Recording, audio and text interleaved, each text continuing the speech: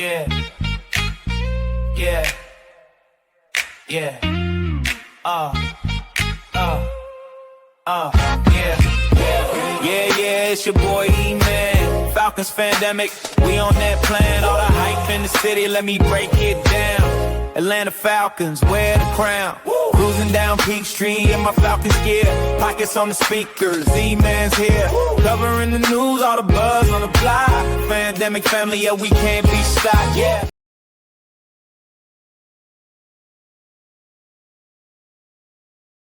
Family, welcome to a pop-up show, Atlanta Falcons Pandemic. I didn't want to schedule it because it seemed like in the past, every time I tried to schedule a show, something got in the way, whether it was work or just life periods, things happening. Everybody want me to do something. I want somebody else to do something. So I decided to do a pop-up show right before the game and talk about this debacle of a game that we had yesterday. There are a lot of opinions as to what went wrong, what went right, and what, like I said, what went wrong. Mostly what went wrong. Now, there are some things that a lot of people are not considering. When I know a lot of people's feelings got involved, and saying what should happen and what need to happen going forward. But I'm gonna give everybody a chance to jump in here, voice their comments, and that sort of thing. But guys, welcome to Atlanta Falcons Pandemic Pop-Up Show. We're gonna just before the game, we're gonna stay for a little while and get everybody's opinion on I hear you, William. I hear you. But get everybody's opinion on on what happened yesterday. I consider a lot of things that are like happening behind the scenes too. So, but here recently we fired a coach, right? And it's not just really a coach. Well, he is a coach, but he's a coordinator. And it just surprises me that where the blame is being placed, right? Last season we placed the blame on Jimmy Lake, with very good reason. But I want you guys' opinion as to where should the blame be. I mean, there are plenty of blame to go around, but where should it be? We came in with the anticipation, like right now, most of us thought this thing we were going to be at least at this point 2-1, right? And like myself, man, 2-1 wasn't a bad achievement. We could very well have accomplished that. But with the anticipation, everybody thought we were going to be at least 2-1, but a 30-0 loss to a winless Carolina Panthers. Now, granted, like I said, any given Sunday, anything can happen. Appreciate you joining in, Mr. William. William Amos in the building, y'all. But like I said, any given Sunday, any team can win. But when you're facing a team that's like Carolina, who borderline in rebuilding, with a offensive coordinator who, and granted, everybody deserved their shot, but Carolina Panthers offensive coordinator is hanging on by with his job. I mean, by a shoestring. I mean, literally by a shoestring. You talking about no correlation between the head coach, the administration, and the offensive coordinator. They're probably in the worst position as we are now, as the way it looks. Right. But there are many unanswered questions as to what happened. We saw things from the run game being suspect. Outside of Bijan. Bijan ran a good game, very good game. From what it looks like, we were well on the way of establishing our identity. But where is that identity? Where is it? But guys, I mean, it was a tough loss. One hard pill for me to swallow. I live out here in Douglasville, right? Douglasville, Georgia. Shout out to Douglasville, Georgia. Now, I had no idea we even had Carolina Panthers fans out here until Sunday. Up until then, I thought we were all Cowboys. Oh, that was a bad taste coming out. Dallas Cowboys, Saints, and Tampa Bay and Falcon fans. We got a few Eagles fans out here that represent, but we never seen Carolina Panthers fans out here in Douglasville, Georgia. But And we're not really the sticks. We're not really the sticks. We're growing. But anyway, but not all was lost. Not all was lost. I'm as you can see, I'm a Hurricane fan, Miami Hurricane fan. Shout out to them Bull Pups that let go Carson Beck. And guys, don't jump on me. I like them Bulldogs too. You know, they're my second team. I like the Georgia Bulldogs too. But to heart, I'm a Hurricane fan. And Carson Beck actually looks good. I think he's going to have this team where he should have been with with the Bulldogs. But you know, sometimes all it takes is a different situation that brings out the best in a person. And Carson Beck seems to be right at home with us over here at these Canes 305, baby. But anyway, back to the harsh reality of these fans. Of the Falcons. We need to address this elephant in the room, right? With the way that we came out, the way that we look, even on the onset, you have to address the elephant in the room in Raheem Morris. And hey, shoot me, because I was on board and bringing Raheem Morris on board for several reasons. I'm not even gonna get into those reasons because, like I said, I wanted to keep this show short. But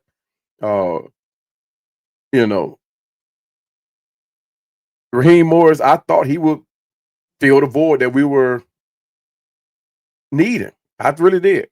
Because when he was here as a defensive coordinator, he was that guy on the sideline, that coordinator. What's up, T-Ter? What's happening with you? Raheem Morris was that guy that I thought, hey, he could get this team together. And at the very least, he'll have everybody bought in on a plan that we could see coming to fruition, right? And that's like the start of a rebuild of any team, right? Getting everybody bought in on the plan, everybody coming in, doing their part, and see that this plan becomes successful. And that's Raheem. He did that. I mean, he had everybody from the mailroom to the towel boy bought in, dialed in on this plan of building into this Atlanta culture, building a new winning culture here in Atlanta. And he did that. He got everybody. I mean, when you interviewed everybody from content creators to people from the mass media, they all had the same thing to say about Raheem Morris. He has a plan that everybody is dialed in on. But now, after Sunday, I'm wondering, is he in over his head? I really do. I mean, granted, he had a reason to point the finger at Jimmy Lake. We all saw it happen and play out on national TV. Everybody saw it. The defense fell lacking. So, they pointed the finger at Jimmy Lake. Jimmy Lake is now no longer with us. We surely appreciate the time he spent here, but he's no longer with us. In comes Jeff Albrecht. Terry Fronto goes into the draft, grab what Albrecht's need. Lo and behold, boom, we have a defense. Now, seemingly after last 4 games of the season, we saw all kind of promise from Michael Penix. We saw all kind of promise. We saw it. Everybody saw it. That was the one thing. If we didn't have nothing else to talk about, we talked about those last 4 games. Those last 4 games had us not even looking at what Kirk Cousins did in the games prior.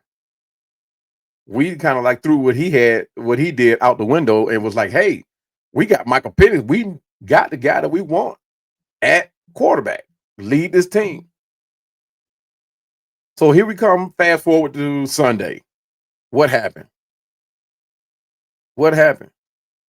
Now, I'm going to address one situation before I get into this thing that happened at the very end of the game.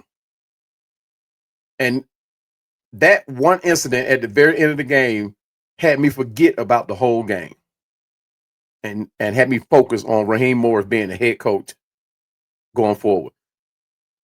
I don't know if everybody paid attention to it, but it's all over media, all over podcasts, all over the social posts. Raheem Morris, at the end of the game, goes over to shake hands with the head coach of Carolina Panthers. And he has this grin, almost of a laugh, on his face. Now, I don't know how many of you guys played football or coached, but if I go in and I lose a game, whether it's 1 point, 30 points. I lose a game. I'm not a sore loser.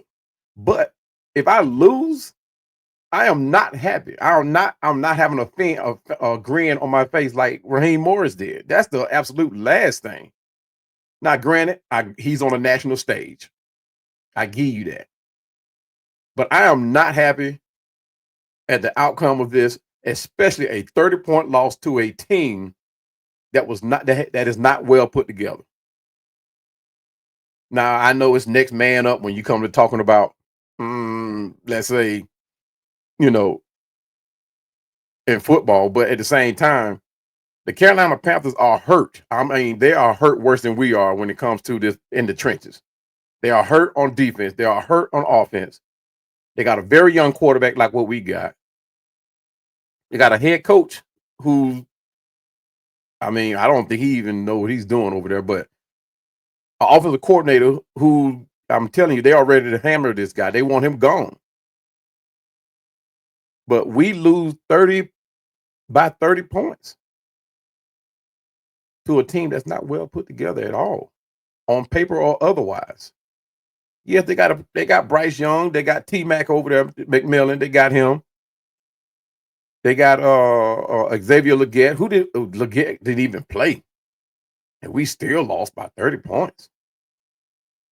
I mean, you have to look at it, you have to wonder, where was our game preparation at? Now, let's go into another incident that happened. The headset issue. Come on, guys. You talking about things that should be taken care of way even before preseason. Now, granted, incidents happen. Yes, I give you that. I give you that. Things happen. But it should not be an excuse. That one little incident with the headset was enough to hamper anything that you had going on. It was enough. Now, granted, you had 4 quarters to correct it, yes, but you had 4 series to correct a headset issue. What happened to going back to sending a player in with the play? What happened to game planning? If the defense is doing this, this is what we're going to do. If the defense is doing that, this is what we're going to do. It's a no-brainer. If you're having that much of a problem and it's hindering any kind of progress that you're having on the field, what happened to bringing your behind out of that booth to the field? You don't even have to walk anymore. They have golf carts that are coming to get you out of that booth and bring you down to the field. So it took you 4 series to correct a headset issue. We saw this happening in the Minnesota game last week. We saw how much of a problem that was for Penix to get the play into the huddle and the players to react. But a 30-point loss is very unacceptable. And then you have the nerve to go over, like Mr. T is saying, to go over and laugh, and not really laugh, but have a grin on your face that's like, okay, this was just another game. Yes, it is just another game, but it's another divisional game that we need. We've already lost 1 divisional game. Here we are, we're losing another. We cannot lose another one. The way that this looks now, it can have a significant impact going into the playoffs. At this point, I'm not even optimistic about it, to be truthful. I mean, last week we had 5 field goals get kicked with a give-me touchdown at the end of the game. We had 5 field goals get kicked. If Minnesota had scored 2 touchdowns, they would have won that game. Because we did absolutely nothing to stop that. Now, granted, the defense played one heck of a game. We did one heck of a game. You couldn't act no better from the defense. But what happened this week? The defense did what they were supposed to do. Granted, we did lose by 30. The defense stood up. But how long are we expecting the defense to hold up? You know, it goes back to Matt Ryan, pre-Matt Ryan. How long do you expect the defense to hold up? All good defense is going to falter at some point. They're going to give up a few points. But I don't know, guys. I mean, y'all tell me. Y'all tell me. I can't explain it. But I'm gonna throw a question at you guys.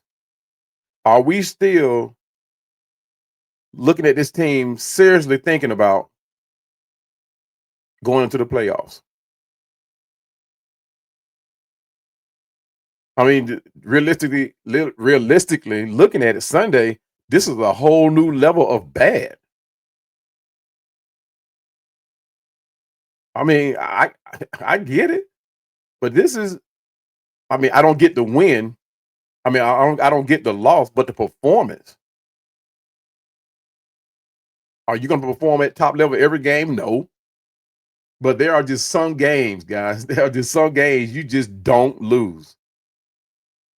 Now, people want to say, well, Michael Penix is a rookie quarterback. Come on, guys.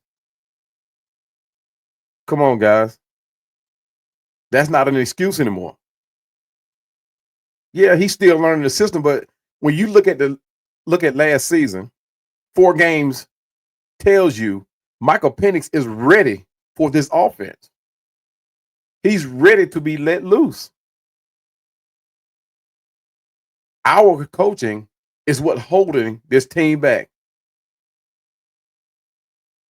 What's going on, brother? That old cousin Charles, Mr. Charles Burgess in the building. He says clean house. He says clean house. Now, granted, realistically, is that going to happen? No. And even if they did do that, let's just say they do go in and clean house. What's the contingency plan? Does that mean we're going to throw away the rest of the season and say, okay, this is the reason why we can't win because we went in and clean house? But that's why I say we have to address the elephant in the room in Raheem Morris, because now he had an excuse last season and he blamed Jimmy Lake. And this season he comes in and now he has the reason to point the finger at another offensive coordinator. I mean, you can say he's an offensive coordinator, another coordinator, wide receivers coach, and Isaac Hill. I mean, and I hear you. And I feel the frustration for all the fans. At what point will enough really be enough? I feel the frustration. I've been a fan since 1978. And yeah, I want to crash out, guys. Trust me, I want to crash out. To your point, I mean, I really do. But right now, I'm kind of numb to the fact that how we're looking on the field. It's not that I expect us to look this bad, but at the same time, when you have a team built like this, like I said, I've been a fan since 1978, and we have never, ever, and when I say never, I mean ever, even on paper, look like we do now. And I'm not talking about performance-wise. I'm talking about with players at every position that can give us what we need to go further into the season. And I'm not just talking about divisional wins. I'm talking about NFC. I'm talking about and contend for the Super Bowl. We have never ever looked this. I mean, we got running back. We not only have one running back. We don't only have 2. We got 3 running backs that can do what we need to do. We got 8 receivers that we can put in at any given time that can give us what we need. Now we don't have every lineman that we need, but at the same time, these guys are playing together. And people were saying, well, what happened to the passing game yesterday? And ultimately, that's probably why Ike Hilliard is gone. He's the receivers coach. He's to blame. But let's not forget, these are the same receivers, the same coaches that we had at the end of the season last year. These are the same people. So what happened between then, preseason, to now? What happened? What happened to Daryl? Appreciate you joining me, fam. So what happened between last season, preseason, and now? You cannot tell me that much has changed. There's no way. No way. I heard a comment earlier. I was on another podcast, and someone said that Ike Hilliard may have changed how the receivers respond. That's not even possible, guys. If you have an offensive coordinator in place, you have a head coach in place, you're supposed to get together and get this game plan before the season even starts. So you mean to tell me 1, 2, and 3 games, Ike Hilliard was going to come in and say, hey, instead of doing this, I want you to do this? No way. You mean to tell me 1, 2, and 3 practices and Ike Hilliard was going to be able to say, hey, instead of doing this, I want you to do that on this route, on this play. I want you to do this. Hey, there's no way. He doesn't have enough time to do that. We were just plain old unprepared. Outcoach was the least of it. Like Daryl says here, very poor coaching staff, quality players. We have elite players, guys. We have elite players, not just quality. Any player that we have on this team, another team would love to have. Any receiver, any running back, any skill player that we have, if we cut them right now, they will be immediately picked up. I really don't get it. I don't understand what this coaching staff. I'm not going to say the coaching staff. I don't understand what Raheem Morris' agenda is. Nobody does anymore. Nobody understands it anymore. Everybody is wondering, like, what are we doing now? I mean, like me, I don't trust Raheem anymore. I just don't. And I'm pretty sure that's gonna resonate through the fan base. That's gonna resonate through the players, his other coaches that he have on board with him. Nobody's gonna trust him anymore. So at this point, the fans don't trust him. The players don't trust him. His coordinators now, after pointing the fingers at Ike Hilliard, his coordinators don't trust him. So what's left? We have the organization. Terry Fontenot and our owner, they're going to no longer trust him either. So what's left? Is it realistically they're going to fire Raheem Morris by the bye week or anytime during this season? Daryl says, good coaches don't lose games like this. Nothing good in this game except the clock ended our debacle. True indeed. And you know why he's saying that? Because we didn't make no adjustments in that game to change the outcome. Absolutely none.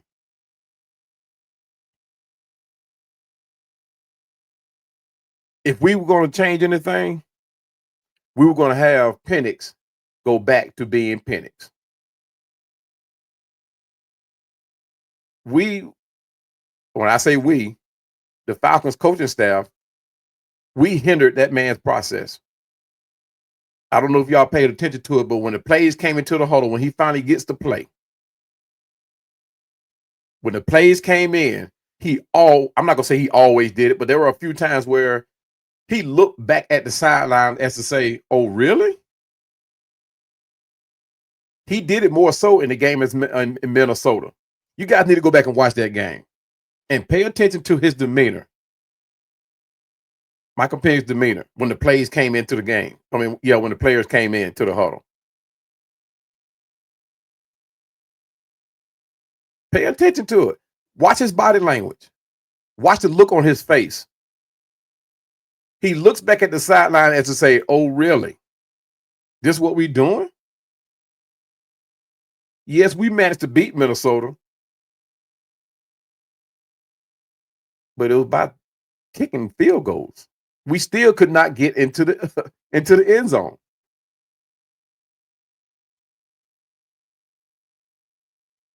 I don't understand our offense. Now I'm a defensive guy, but I know enough to say that our offense is far better than this. Terry says Morris fired the wide receiver coach, using him as a scapegoat. Now he blaming himself. Be a man and say it's me. That won't happen. In a perfect world, that probably would happen. But Raheem Morris is never going to get on that podium and say, yeah, I've been the problem all along. He's not going to do that. That's not him. No, I don't. Realistically, I've only known one coach in history that ever did that. Now he's coaching. His name is escaping me, guys, but he's the former head coach for the Seattle Seahawks. He's coaching the Raiders now.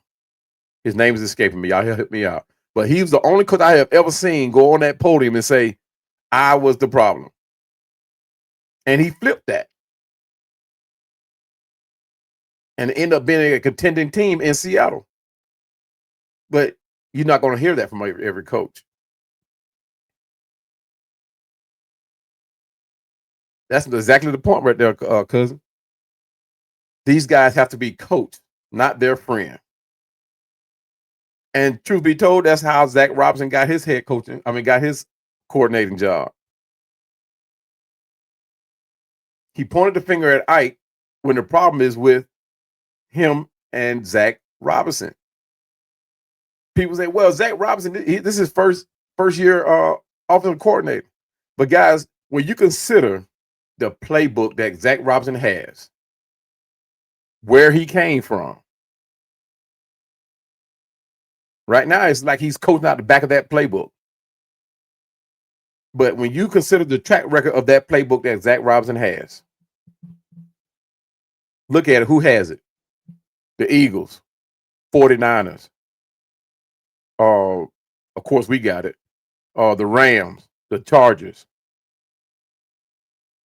They are using this playbook to almost, I'm not going to say perfection, because, you can still lose with it, yes. But like I said, you could take a loss, but it's how you look losing. Doesn't make sense. Somebody make it make sense to me. But that brings us back to the question, are we seriously considering this team to be a playoff team?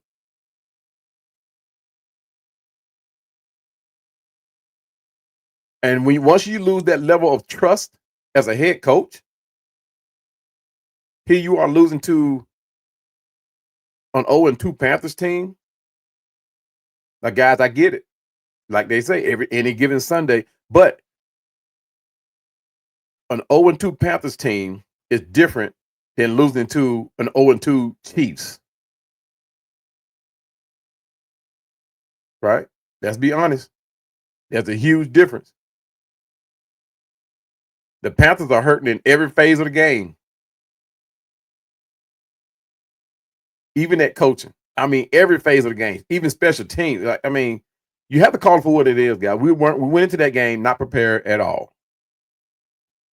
And ultimately, that falls on the head coach. At the way we looking, guys, you cannot blame nobody but the head coach.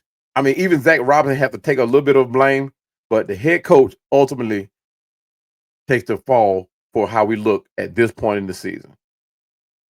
Now, I get the game against Tampa Bay. Tampa Bay is a stout team. They are well coached. They have very good players.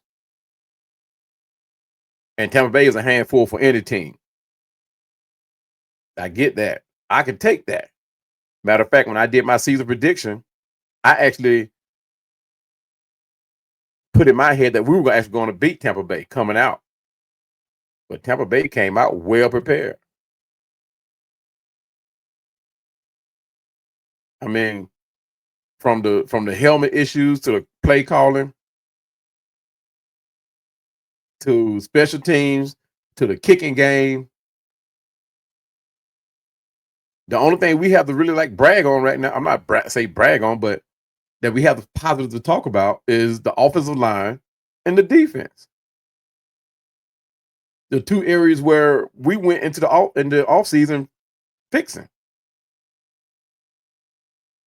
Now we thought coming out of the season last year, where we seemingly had a playoff caliber team, to a team wondering where we're going with our offense. Where's our identity? Zach Robinson came in trying to establish a run, and it didn't do so well against Tampa Bay. But you also had I ain't gonna say new offensive line, but you had to change your scheme. I get that because you were missing a player, Caleb McGarrett. So you had to change it up a little bit. You had to add a tight end. You had to go double tight end sets, but still, at all costs, you establish your identity, which is the run game. And your run game opens up for Michael Penix's arm. It's that simple, guys. It's really not that hard. Any offensive coordinator will come in and would love to have this team. Charles said, I'm with you. I don't trust them. You are exactly right. Nothing has changed. And come right behind him, Charles also agrees that once you lose the locker room, it is done. So have we gotten that far? Have we lost our locker room? The coaching. Here we are. We're still talking about coaching. We're not talking about what players are not doing. We're not talking about injuries that have plagued the team. Everything so far this year, that has happened bad revolves around coaching. Our next man up has filled in. We had concerns about Elijah Wilkinson playing offensive tackle. We had concerns about him. The man is playing lights out. He's filling in very well. We had concerns about injuries. It doesn't seem to have affected us. At least I haven't seen it. Not, the things that have affected us is performance, preparation. Now, we had a lot of people saying that preseason is the reason why the lack of play in preseason is why we don't look as good as we should have. It plays a part in it, yes, a huge part. Because if you prepare well, you usually end up with good results if you prepare well. Now, we weren't the only team to not play our starters in the preseason. We weren't the only team. But it goes back to coaching. Our players were ready to play, or are ready to play, where coaching is not. Didn't prepare well at all. So Zach, and this brings us to Zach Robinson. He's a young play caller with a very young quarterback, rookie quarterback. But there's no cohesion from one series to the next in your play calling. And like I said, I get it. But like I said, no cohesion, no chemistry, no scheme. It seems like you're just out there calling plays, just flipping through the playbook, calling plays. And you were playing it safe on Sunday. No pass from Penix went past 15 yards. Everything was under 10 yards. I even give you better than I give you 15 yards. No pass went past 15 yards. There was no shot down the field.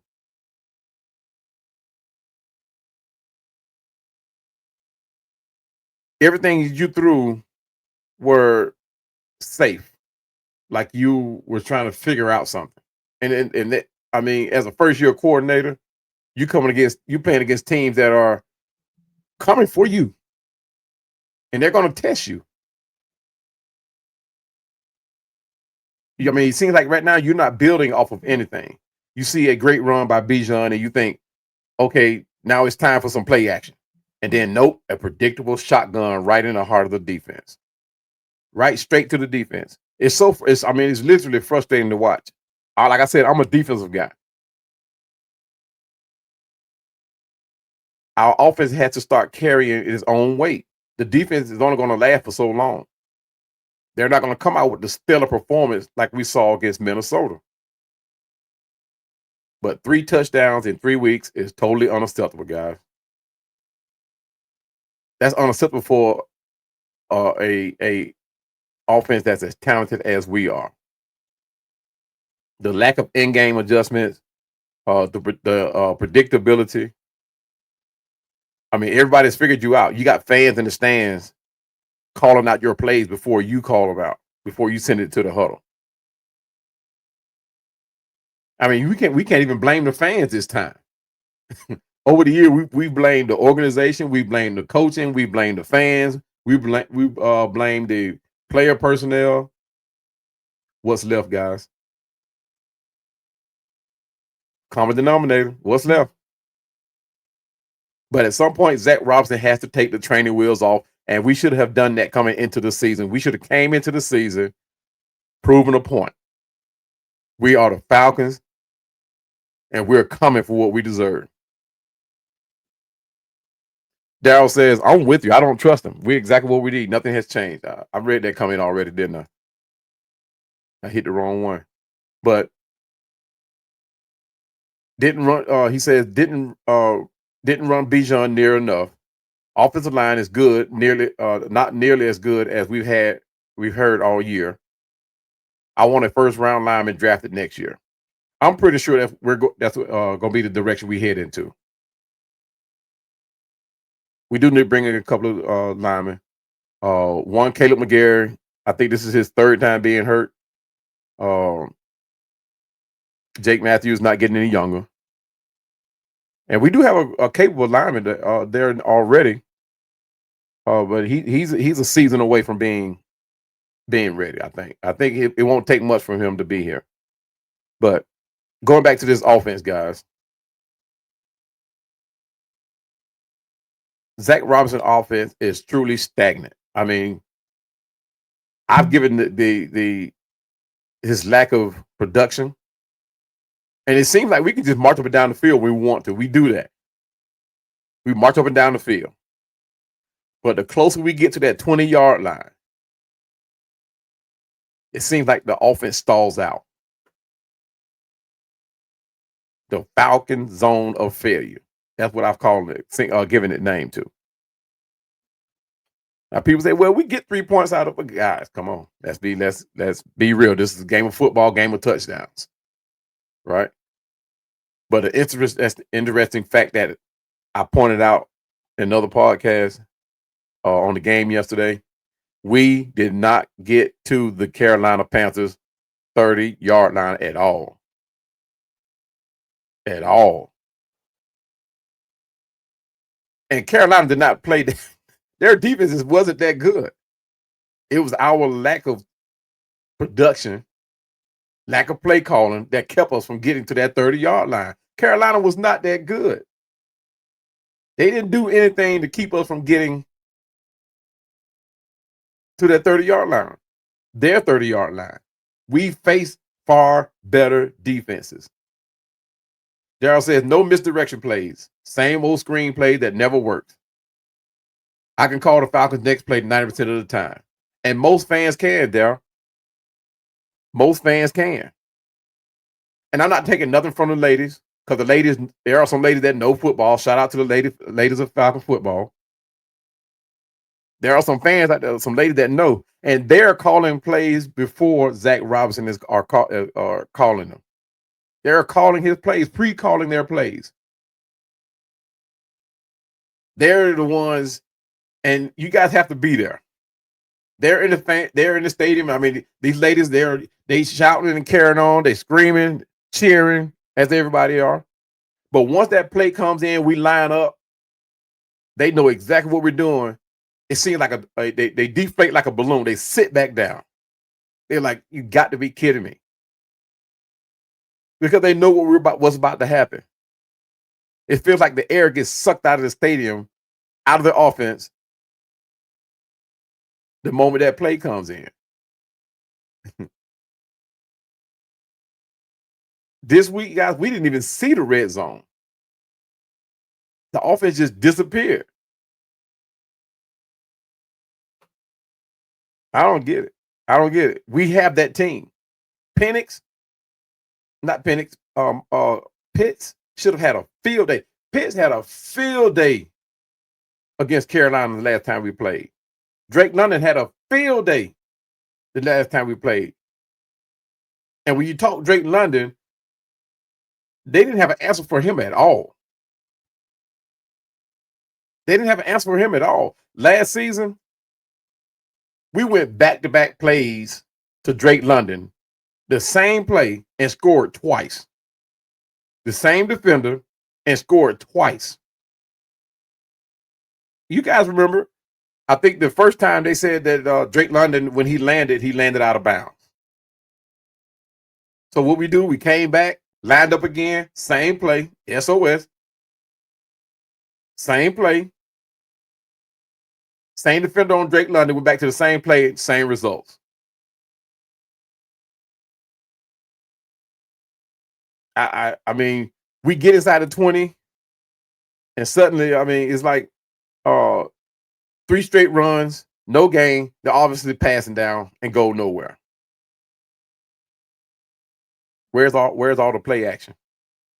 The slants to Drake London, the screens to Bijan Robinson that we know work. The defense knows what's coming, and we're handing them a field goal.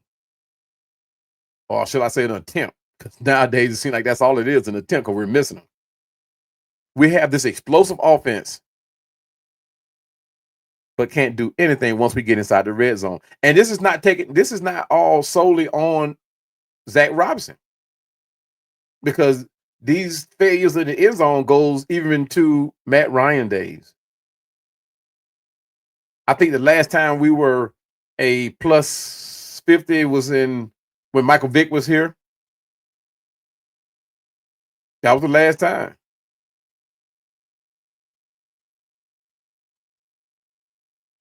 I mean, I don't get it. I really don't get it. The red zone offense, we have all the weapons in the world to be more productive in the red zone. Where's all this explosiveness that we have? Kyle Pitts. These guys don't have an answer for Kyle Pitts. The linebacker core for Carolina consists of a guy who's borderline on a cane and 2 rookies. Those guys should not have been able to contain Kyle Pitts, Drake London, or even Darnell Mooney. I really don't get it. I mean, we went from one of the most explosive groups in football to a timid, conservative group. No one. I mean, I'm thinking everybody's like scratching their head right now, to be honest with you. But we've completely failed. This is actually failed. People say, man, calm down. It's just the 3rd week. No. That's how losers look at it. It's just the 3rd week. Like I said, I can take a loss, but it's how we look going forward.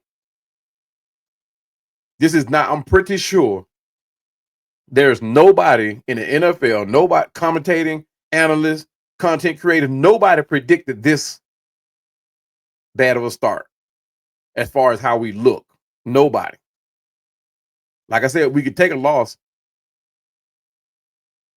There are some that might say, hey, I predicted us going 1-2.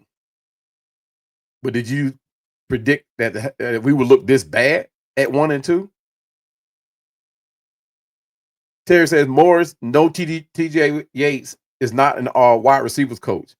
You should have hired one of the Falcons' old wide receiver players like Roddy White, Sanu, or Rising. And this is what gets me about TJ Yates, right? He's been with the organization for a while, and he's bounced around from one coordinator position to the other. And now we've made him a receiver coach. He just got the quarterback's coach. Literally just got it. So we're going to move him out of that position and put him at the wide receivers coach. So who's the quarterback coach now?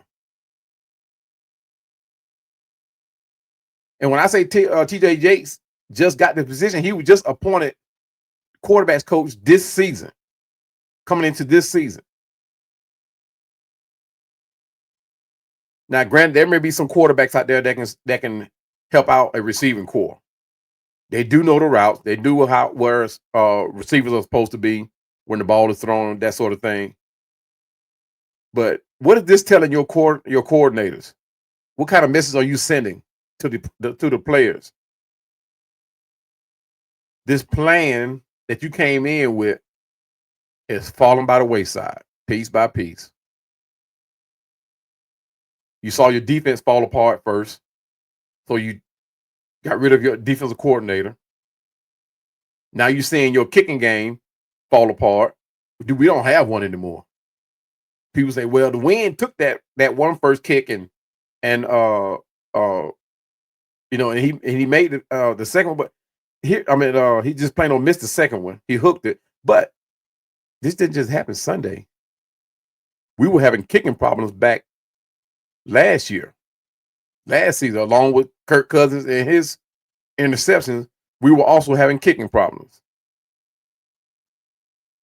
So here we are back at coaching again, and your decision, you bring in a guy from across seas who's kicking lights out.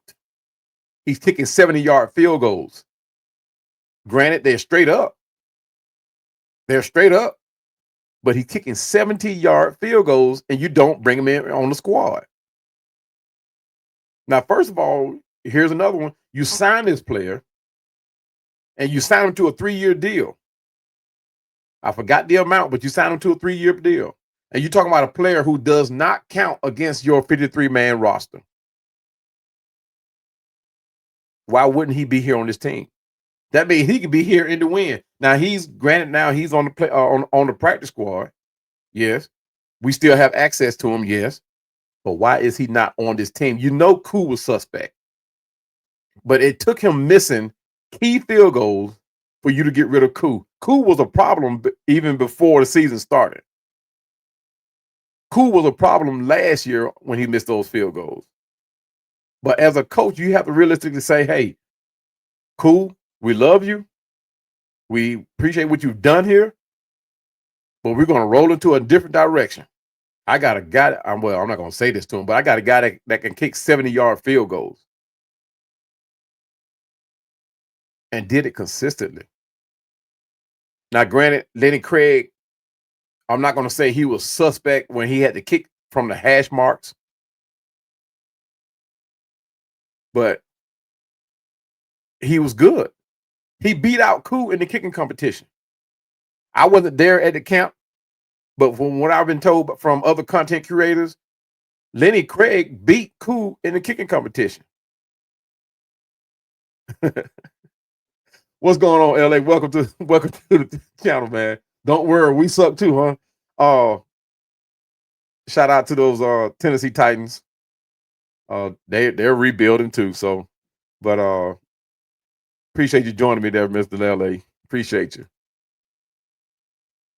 But this goes back to coaching. And not just coaching, but the coaching decisions. I really don't get it. Techo, appreciate you driving me, brother. Don't worry, it was all like Ike Hilliard's fault. Don't worry, it was all Ike Hilliard's fault. Oh boy. Well, seemingly so. After we don't fire them, right? He's taking the blame.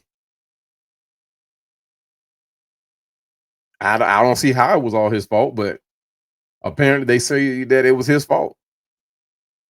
They forget Ike Hilliard was here last season. He was here for Drake London. He was here for Darnell Mooney. He was here for Ray McLeod. He was here for Casey Washington. And if you guys paid attention to it, He's the one that actually brought out Chris Blair. He discovered Chris Blair. He went and got Chris Blair. And who's no longer on this team? Chris Blair. To me, a lot of people would have been a couple of receivers would have been expendable dealing with Chris Blair. He would have been on this team. I don't know if he would have been receiver 4, 5, or 6, but he would have definitely been on this team. Hey, appreciate you joining me there, Daryl. I appreciate you. But he would have definitely been on this team.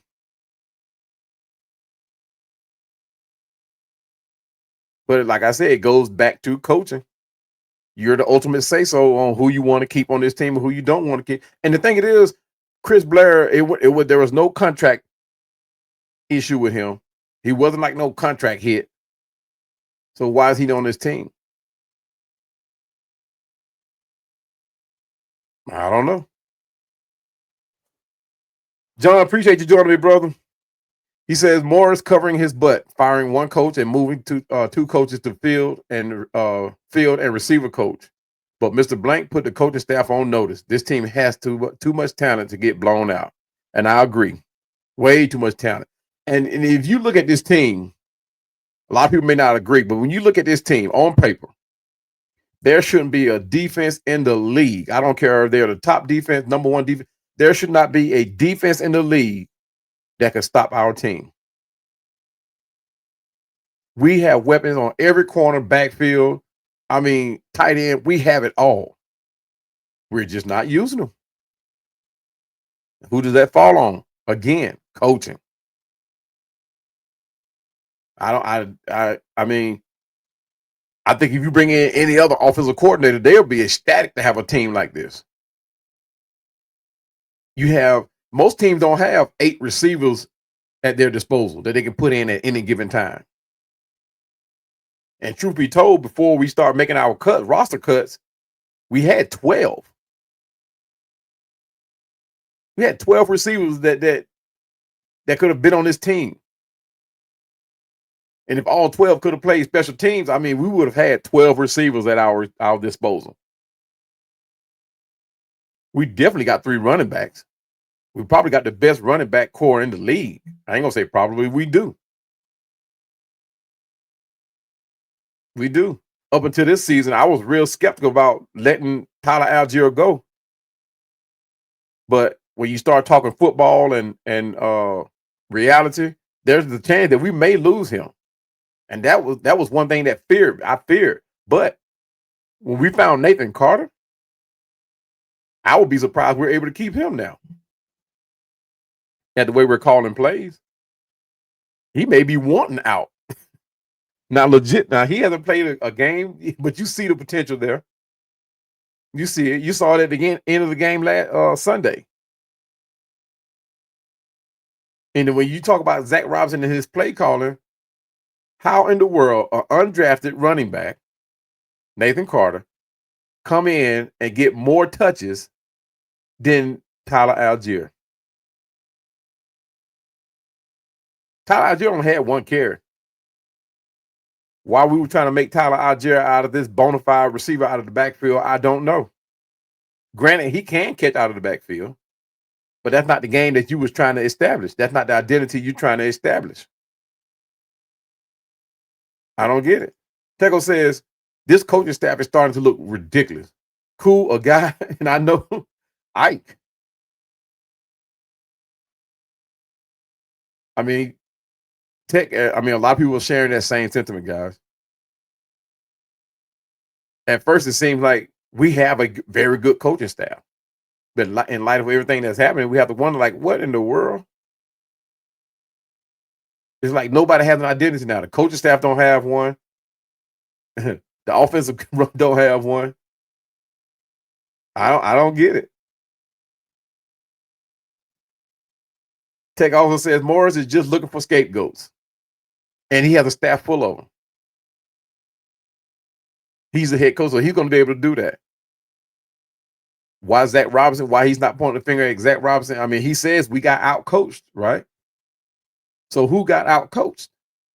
You lose 30-0. Who got out coached?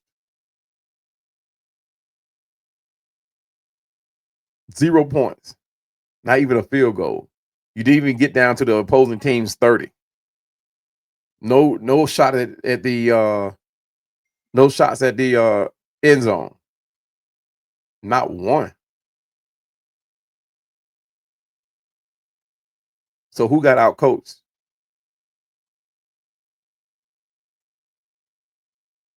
I don't get it. John says, watching this show from Galveston, Texas, win or lose, I bleed red and black, but I want to win now. I'm with you, John. I'm with you.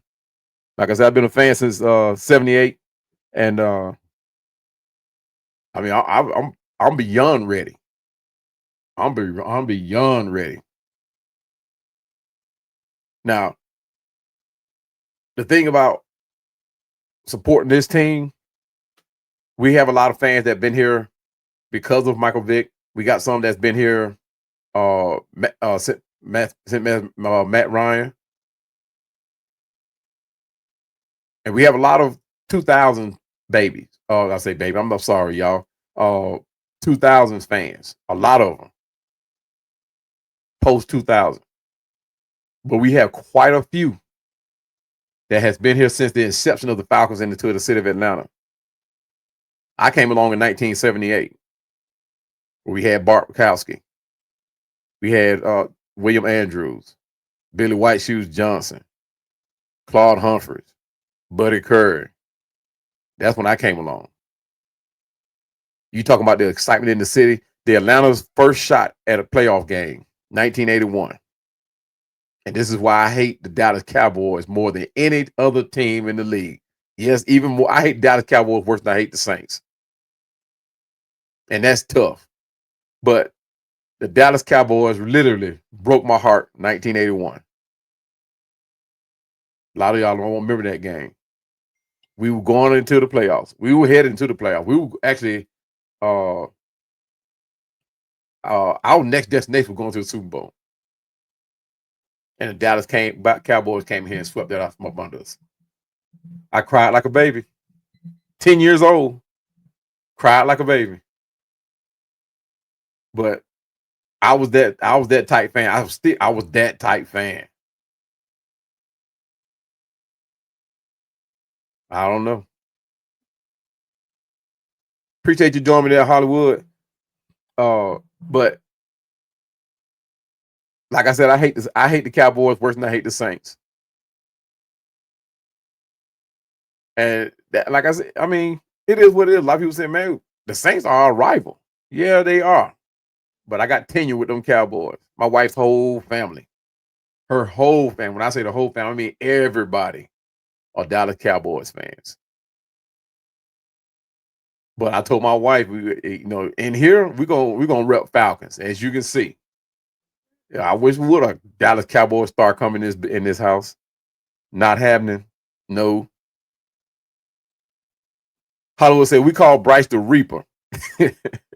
I mean, I'm not taking nothing from Bryce. Bryce is a very good quarterback. He's a very good quarterback. Now, his first season, it was suspect, but I blame the OC on that one.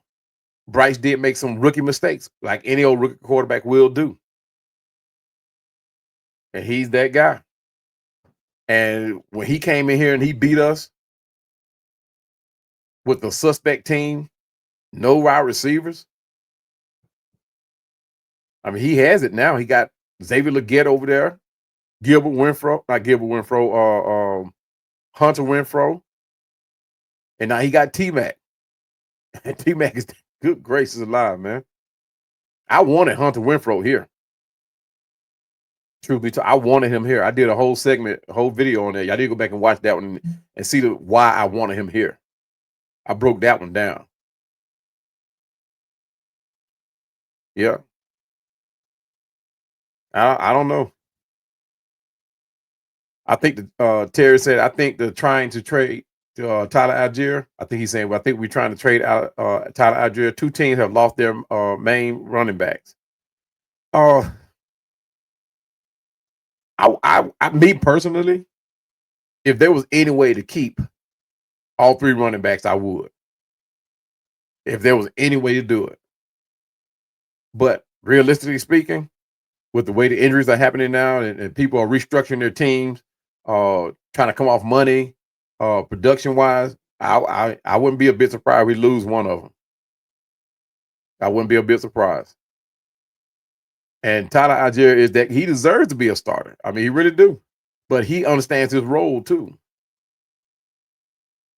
He understands his role. Now, then too, there might not be nobody calling. Maybe that's why we're not hearing. You're not going to hear the rumors anyway. But as long as he understands his role, and he still goes out and produces, he's always going to be sought after. He's going to be somebody's going to come calling looking for him.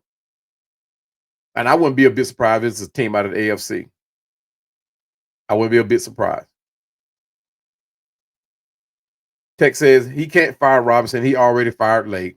So both your DC and OC picks are garbage. Oh, your garbage then. Our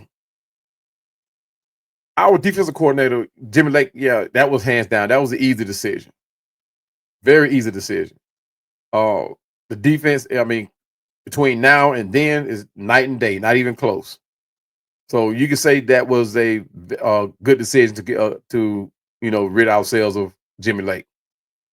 But this offensive coordinator that we have now, he really has to understand his playbook. And I'm wondering if he does. I mean, yeah, he probably has it. He probably came up along that Jimmy McVay tree, and he probably rode the coattail, with a lot of the winning coaches who use that playbook. I ain't gonna say a lot of them with the winning coach that used that playbook, but do he really understand it now? I mean, with all the weapons that we have now, it should be made easy because he doesn't have to figure out each person's ability. He knows what he has. He knows what each player or wide receiver can bring to the table. He knew that last season. But if we can't figure out how to put points on the board, and when I say points, I mean touchdowns, then everything else is just meaningless. All the dramatic plays getting down the field, because we've been doing that since before Matt Ryan. We've been getting down the field, but it's getting into that end zone. Once you get into that end zone, that red zone, your next step, you have to find the end zone. You have to, and if you can't do that with the weapons you got now, you are not made for this offense. You have no business calling plays in this offense. Now, granted, in the past, we may or may not have. Now, Matt Ryan, the only thing that kept him from performing as well as he did, or better than he did in the red zone, was he could not throw that back shoulder fade. If Matt Ryan was able to throw that back shoulder fade, he would be our quarterback today with Julio. If they could have connected time and time again on that play alone, he would be our quarterback today. Now, granted, I don't know where we got the money from to build this defense that we have now, but they would have second guessed themselves. We would have scored more points. We would have been that 30+ point team on a weekly basis. But whether he was throwing to Julio, Roddy White, Matt Ryan could not throw that back shoulder fade.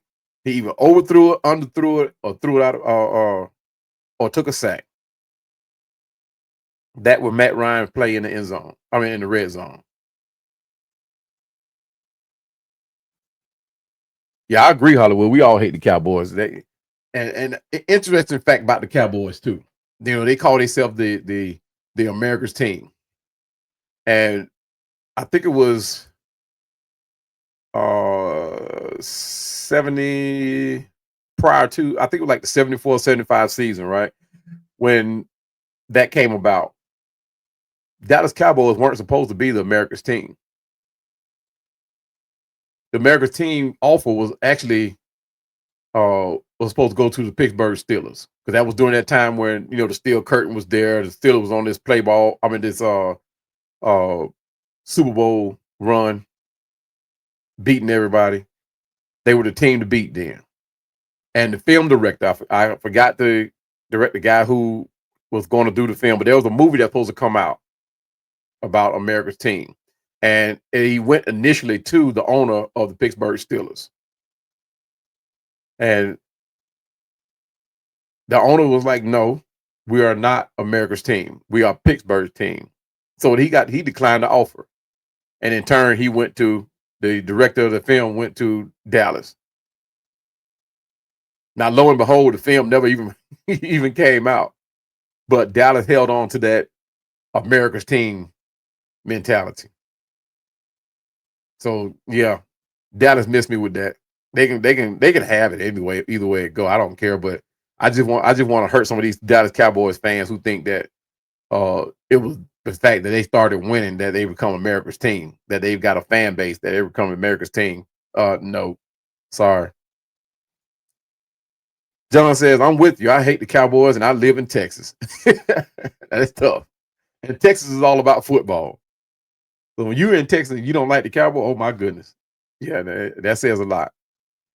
That says a lot. But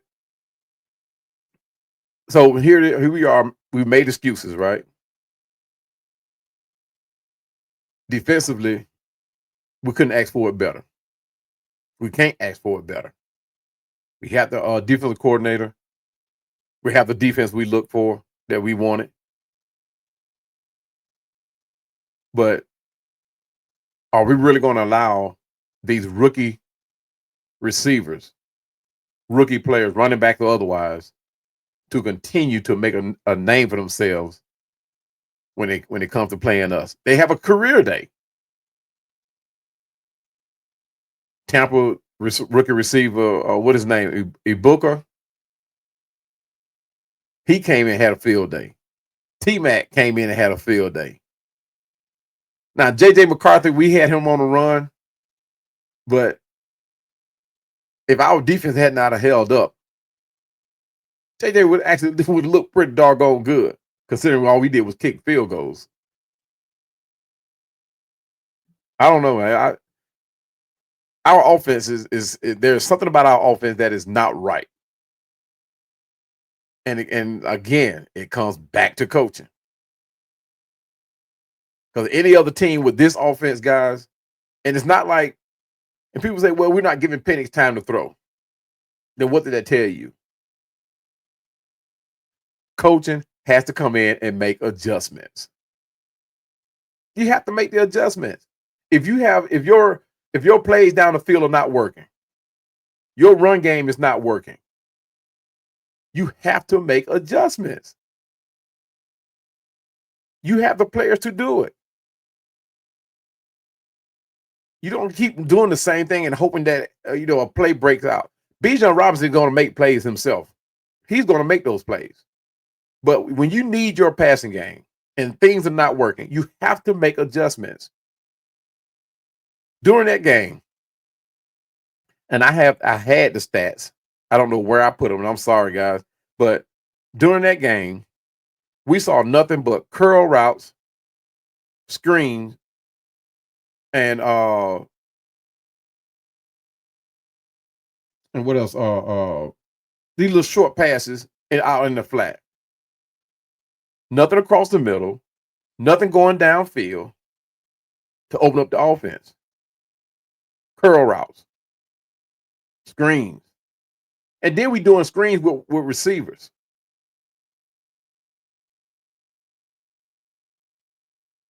I don't know.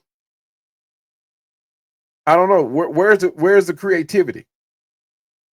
Where's the adjustment?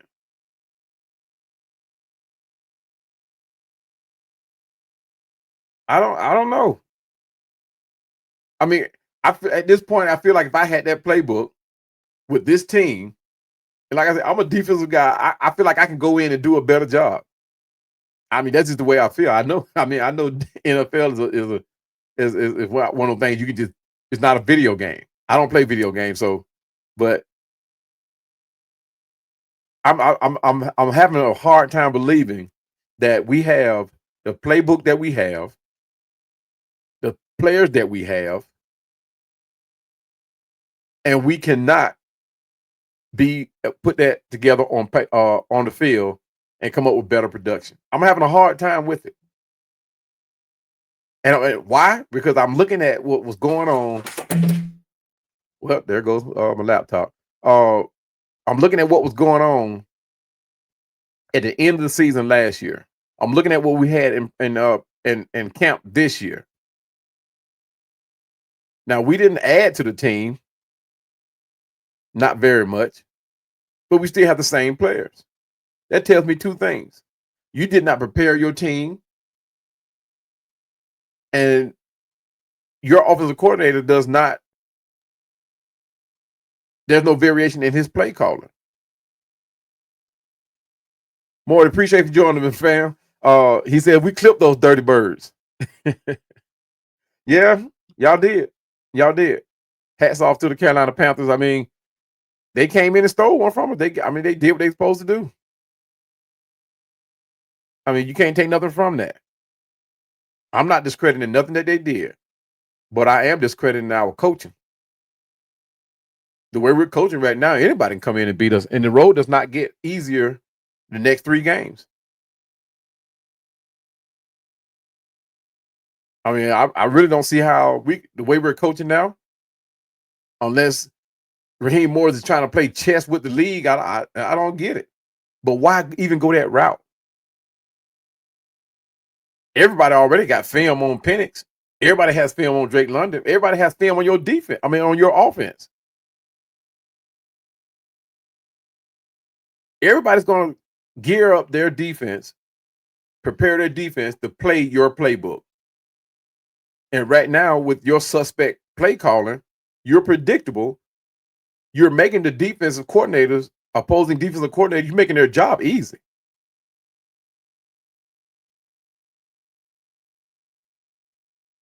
You're making their job easy. I mean, I wasn't, with the Carolina Panthers scoring 30 points on us, what's to stop Buffalo from scoring 40, 50? We cannot play Buffalo like that. We can't. We cannot play Washington like that. Even with Marcus Mariota or Jaden Dane, whoever's going to be the quarterback. Either one of those two, we cannot play them like that. We have to find the end zone. We have to keep their defenses on the field. So, Zach Robinson, are you going to be held accountable? Of course. He needs to be. Raheem needs to be held accountable because he brought Zach Robinson here on that friendships thing. And here's the thing, guys. As you cannot, when your job and livelihood is on the line, granted, you want to look out for friends, but I've learned personally, you cannot mix the two, business and friendship. You cannot mix the two. I've learned that personally, had to learn the hard way. You cannot. Dion did it perfect. Dion did it perfect. You couldn't. I'm talking about perfect script. Dion went to Jackson, surrounded himself with coaches that know what they're doing. He had a plan. He introduced it. He went and got the playbook that going to make sure that plan came into fruition, and he did that. Went to Colorado, same thing. He added a couple of coaches. They gave him more money. He added a couple of coaches. Whether they be coordinators, he brought in the right people. And these weren't all friends. These are people who knew what they were doing, who knows how to bring out the best in their position. And look at him now. Now, is he ready to play on the big stage? No, he's not. But he said that in his interview. Give me 5 years, and I have my team ready to play on that stage. And right now, he's doing that. And this is where Raheem dropped the ball. He brought in a friend, Jimmy Lake. He brought in a friend, Zach Robinson. I mean, he himself is not that winning guy. Raheem Morris is not that winning guy. He was always on the coattail of somebody else's who is winning. And in turn, it made him look like he knew what he was doing, or it made him look like he was capable of handling a head coaching position. Now, like I said, I'm not knocking because I wanted him here as a head coach because I thought he was ready.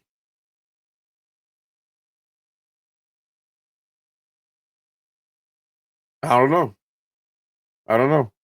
Black says ZR just thought the Panthers suck and did not prepare well for the game. I absolutely agree, Black. I absolutely agree.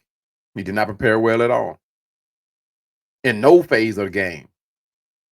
We got beat in every aspect of the game. And as well as the defense played, we got beat at that too. Hence the 30 points. But like I said, how long do you expect your defense to hold up? Now people say, well, it's a learning curve. Yeah, but that's what last season was for. That what preseason, the mini camp is for.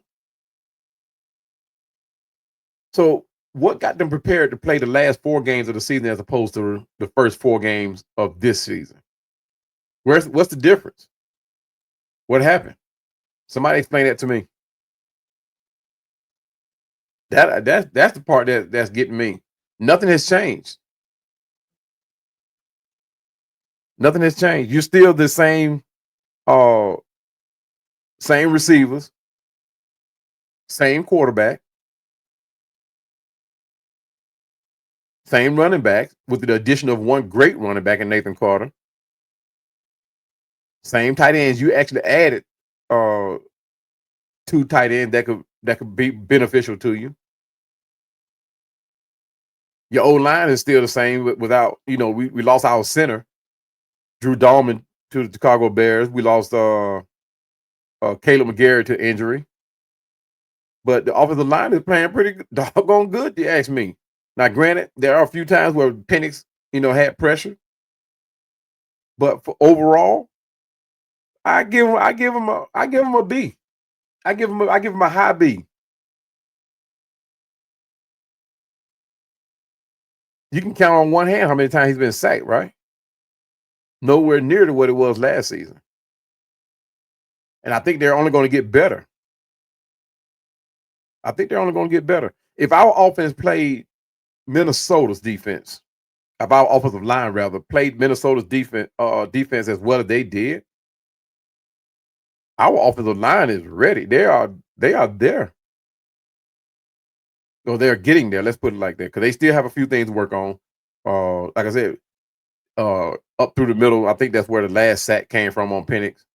I think it's 2 sacks on Penix that came right up the middle. So, but either way, guys, sacks are going to happen, right? But overall, our offensive line is where they. I'm not going to say is where they want to be, where they need to be, but they are gelling. They are establishing that chemistry. I don't know. Terry says, I know Mr. Blank likes Nate Carter. You can have Bijan. Let's see. You can have Bijan put Nate Carter up under his wing, and Bijan is always talking to Nate, and that's what I like about Bijan. That's what I like about Bijan. When you look over on that sideline, Nate Carter, Bijan, and Tyler Algier are sitting right, either standing side by side or sitting side by side, and they're always talking.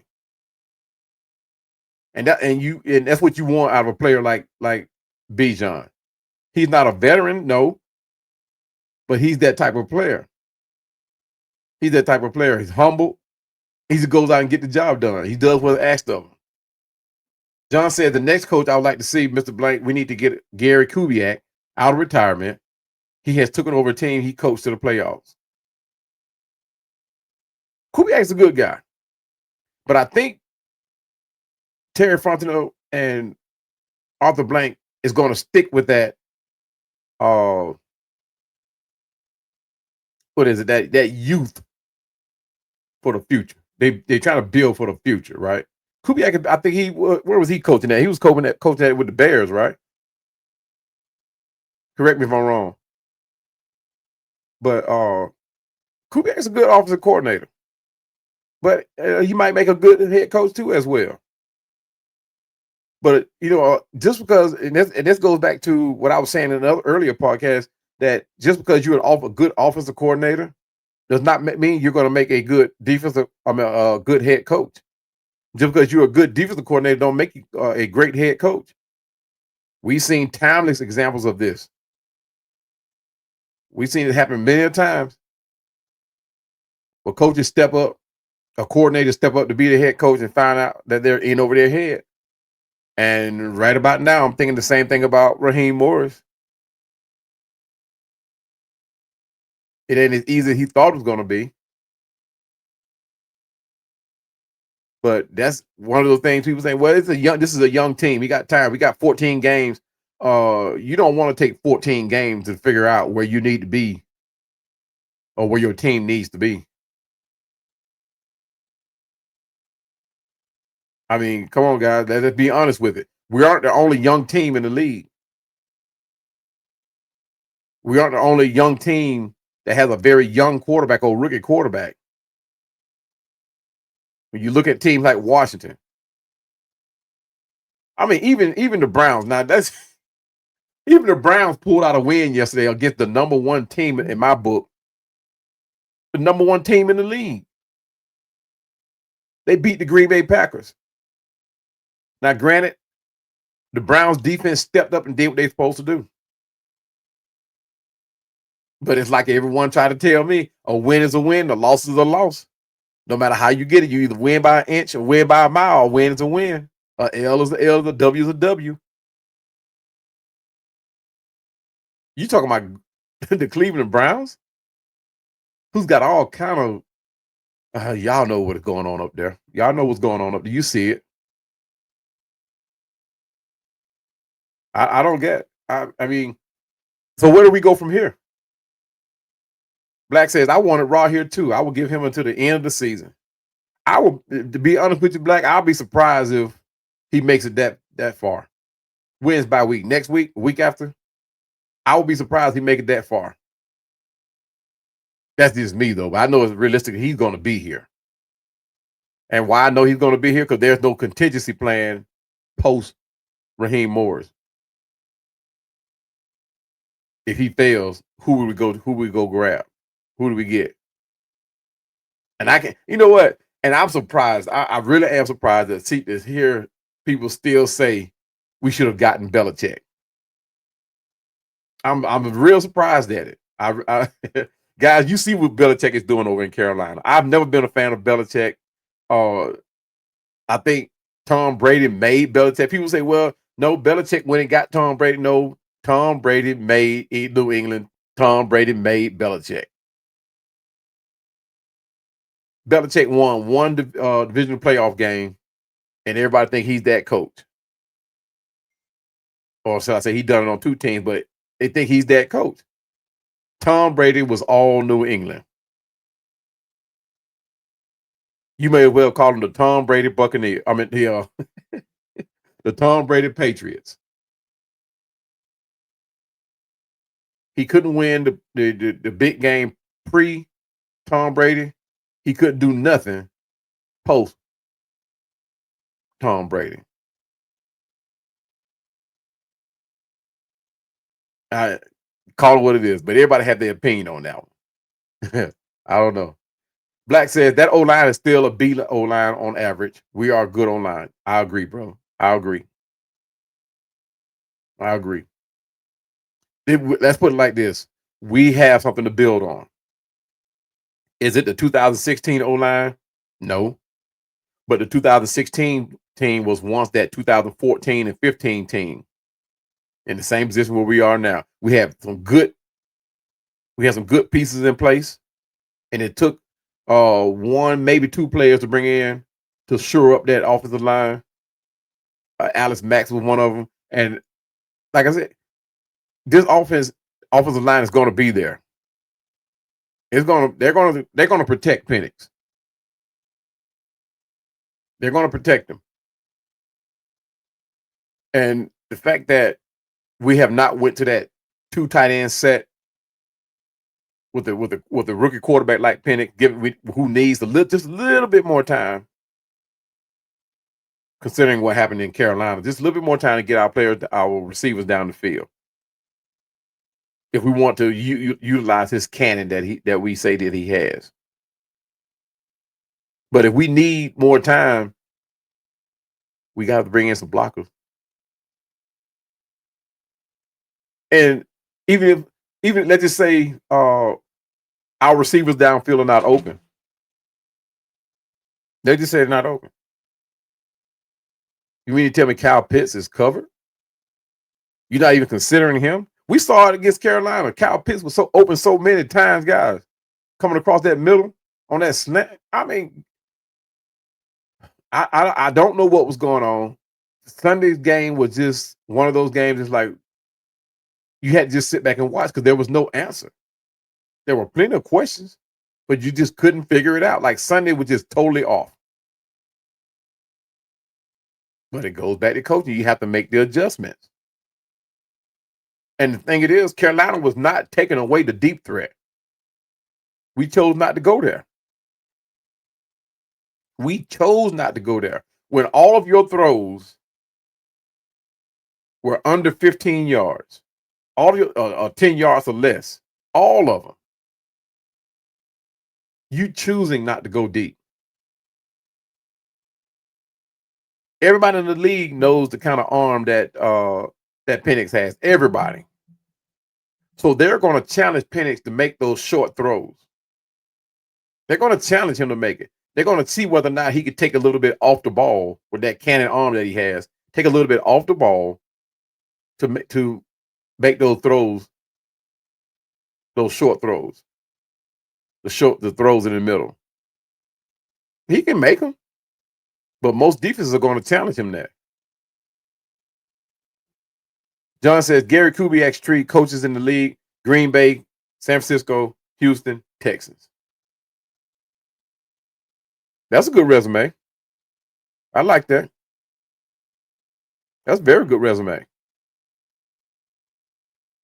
And the fact that he's had time to mature in his coaching, he's probably be better than what he was when he was with Green Bay or San Francisco. I'm sure he's learned a lot. I'm not at this point, guys. I'm so frustrated right now. I'm not even opposed to Jeff Albrecht becoming the head coach. I'm not even opposed. Jeff Albrecht's coaching record is not impressive. I don't even think it's as impressive as Raheem Moore's. But he had that experience at head coaching. You saw the turnaround when he did go to head coaching. When he was with the Jets. The one thing that hindered any progress with the Jets, him and the Jets, was Aaron Rodgers. And everybody know Aaron Rodgers was a handful. Not only that, he was facing a coaching staff that he did not bring in up at the Jets. So his coaching staff was not working with him to better the Jets at no phases. But here, I think everybody loves Jeff Albrecht. So like I said, I'm so frustrated at this point, I wouldn't be opposed to having Jeff Albrecht become the head coach. I mean, guys, what could be lost? I mean, we're only 4 games in, guys. We're only 4 games in, and I'm 3 games in, and they just not looking promising. Am I changing as a fan? Absolutely not. Absolutely not. Been here, done that. Terry says Josh Blank looks like he's not play when take over for Father's Super Bowl is all it's going to be. I'm not understanding what you're saying there, bro. Josh Blank looks like he's not play when take over. for father. Super Bowl is always going to be. Oh, you saying the son wants off the blank? I got you. I got you. I got you. That's a ways from now though. That's a ways from now. But I got you on that. Railroad, what's happening, brother? He says Bryce Young is 726. 3 of his wins have come from the Falcons.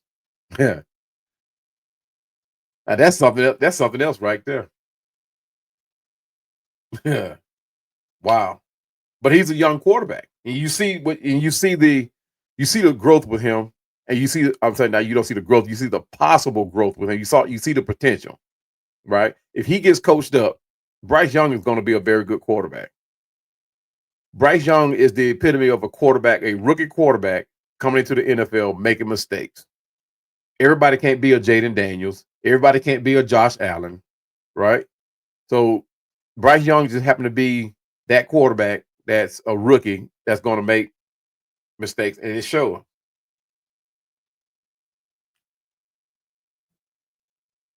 I mean, granted, Michael Penix is the rookie. He's a rookie himself. But I think our offensive coordinator is the one holding Penix back. Black says Robert Gritter becomes off a little jivey, like a jive falcon, or dare I say, jive turkey. That's my head coach, but he's screwing up though. I hear you, brother. I hear and then here's the thing. Here's the thing. As fans, Falcon fans, we can talk about our team, but we're not going to let nobody else talk about them. We're going to come to his defense at all costs, right? So, but we have to hold accountability too when we see them messing up. Are we going to air it? Of course. We are the Falcon fans. I know people jump on me all the time. Say, man, you dogging the team. Yeah, I've earned that right to do it. Falcon fans have earned that right to do it. We haven't won a Super Bowl. We have earned that right. Outside of threatening somebody's life, we've earned that right to do it. I've been a fan since 1978 and have given the Falcons a bunch of money, a lot of money. This is my office. You ought to see the man cave. I've given them a lot of money. So, yeah, I'm going to talk about them. Win, lose, or draw. I'm going to talk about them. Now, seemingly, it seems like the Falcons are actually hearing our comments. But it seems like when we get a lot of people talking about the Falcons like that, the Falcons make adjustment, and you see it in the game. I don't know who they're paying attention to, but you see it in the game. They make the adjustments. Are they going to make the adjustments from Carolina? Who knows? But I don't know, man. I don't know. I mean, you're going to have bad games. You're going to have bad games. It's going to come more often than enough. But it's how you look. I mean, it's one thing to have a bad game, being prepared and have a bad game, than being unprepared and have a bad game. Don't be both. It's going to look like your team is in like on a rebuild. You can't be both. Now, when I made my predictions this year, I predicted that we were going to go and do the same thing we did last year in this division and split one with Carolina and sweep the rest of this division. Obviously, it's not going to be the case this year. But it could have been. We could have actually swept this division. Tampa Bay was not unbeatable. Tampa Bay was not unbeatable. But if the Falcons if they don't like the comments when the Falcons come at them, when Falcon fans come back at the Falcons, then give us something to talk good about. It's time for some more winning seasons. It's time for a winning culture here in Atlanta. It's past time. You dropped the ball with Vic. Oh, let me take that back. We dropped the ball when the Rankin Smith brothers used this team as a tax write-off. The Rankin Smith brothers didn't want absolute. They were just here. There was no identity for the team. There was no identity for what. No idea for the future. They were just here. They were like, hey, we got a football team in Atlanta. That was it. They didn't want to go build a team for the future because you didn't see the money go out. You didn't see players that wanted to come here and play and be the superstar in Atlanta. You didn't see that. It wasn't until Arthur Blank took over this team where you start seeing the mentality in Atlanta change for what they want for the Falcons. I mean, we don't went from owning the Fulton County Stadium to having outside investors actually build a dome that we're still paying for to Mercedes-Benz,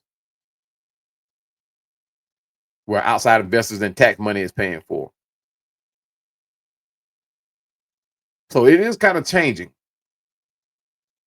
All we have to do now is bring in the wins that we can very well get.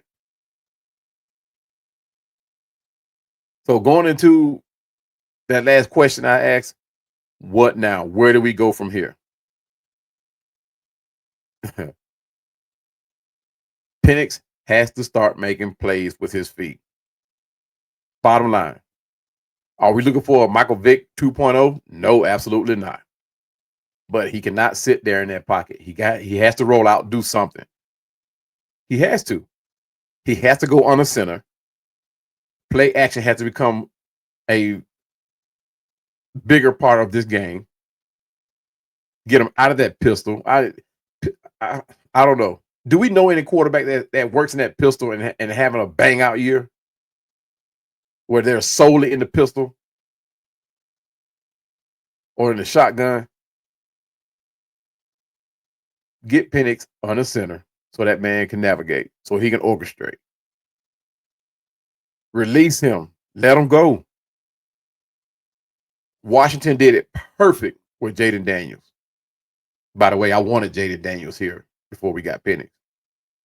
But Washington did it perfect. They played to Jaden Daniels' strength, and it's working. Now, granted, Jaden Daniels was a little thinner than what a little small, but I was looking at how that man performed on the field. And Penix is in that same category outside of his known injuries. Put that man on the center.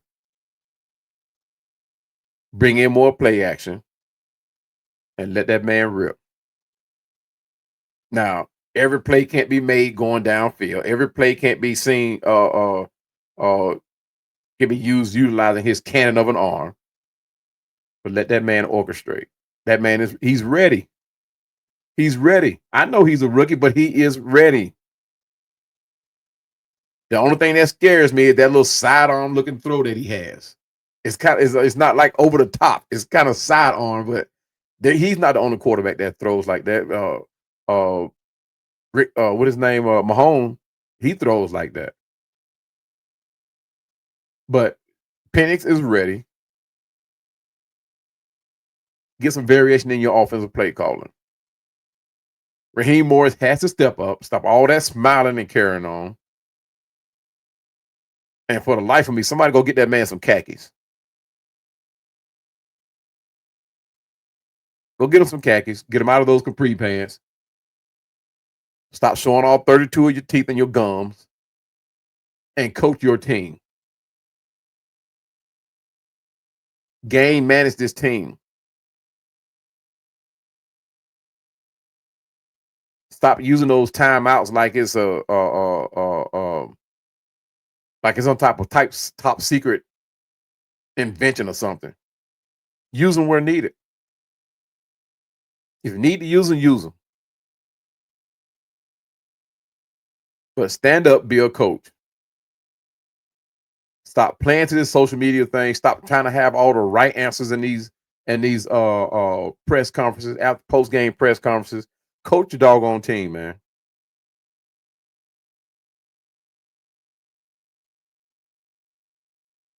I mean, for you to get up there and say you're not worried about Michael Penix's attitude, you should be. He's a young quarterback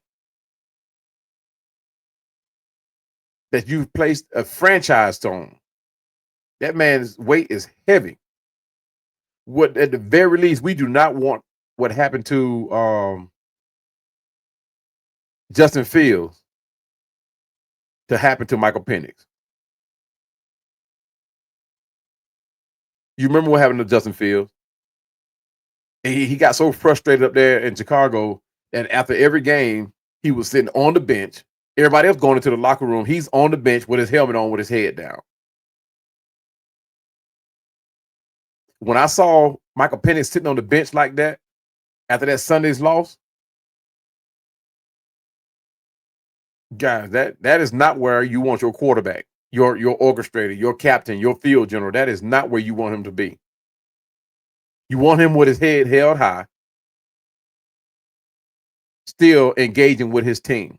Everybody was coming by trying to give him a high five or a dap or whatever, shake his hand, hit him on his helmet. He kind of half-heartedly put his hand out there to greet his teammates. That is not where you want him to be. Granted, I understand you lost a game. You just got embarrassed. You're going to have losses, but you still want to be there for your team. Right? So going forward, Zach Robinson, get some variation in your plays.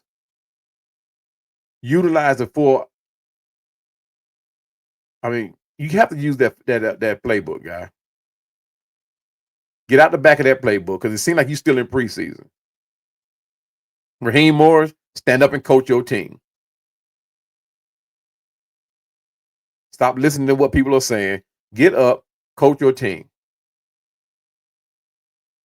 Jeff Albrecht, continue what you're doing with your defense, guy. Hats off to the defense. There are some still, defense is not going to be perfect. No team is going to be perfect. And I'm not expecting them to be. But if we keep playing the way we're playing now, or we keep playing the way we played at Carolina, we're going to be out of the picture more sooner than later. And I know everybody have their own separate expectation of how this season is supposed to go for us. But Sunday's game was a tough pill to swallow for us. But guys, if you've enjoyed this content, enjoyed this podcast today, give me a like. I surely appreciate it. You guys joining in. I know it's past the time the game. We're 2 hours in, guys. So thank you guys so much for joining me. If you haven't already done so, please like and subscribe to the channel. And I'm on Facebook, I'm on Twitter, YouTube, and we'll soon be on Spotify as soon as I get that account set up. But guys, continue to stay with me. We got a lot that's going to be talking about going through the season. We're going to have a lot to talk about. It's going to be that type of season. I'm highly hopeful that we get this thing turned around so we have more positive things to talk about. This pop-up show, I didn't want to be all negative either, but at the same time, we do have to hold accountability, and that's where we are with this show. So thank you guys once again for joining me. And as always, continue to rise up. All right, Pandemic family, that's a wrap for this episode. Thank you all so much for tuning in and sharing your passion for our Atlanta Falcons with us. Your energy and support are what make this community truly special. If you've enjoyed this video, please give it a 2 thumbs up, leave a comment below with your thoughts, and of course, subscribe to the channel so you don't miss any of our exciting content. And seriously, don't forget to hit that notification bell right next to that subscribe button so that you'll be the first to know when we drop new videos about our beloved Dirty Birds. And as always, continue to rise up, and we'll see you in the Super Bowl.